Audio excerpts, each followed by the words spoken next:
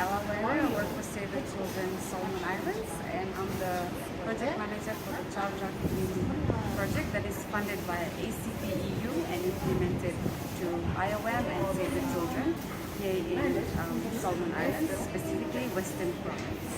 So the work that we are doing on child trafficking is basically we are working on raising awareness around commercial sexual exploitation of children in logging communities in Western Province, as well as raising awareness and capacity building for law enforcement and service providers in Honiara and SoM. So I just want to take this opportunity to say, acknowledge ACP-EU for seeing it important to put money into child trafficking, especially now that we have a lot of industries, especially logging, coming up, and we have a lot of child trafficking cases around.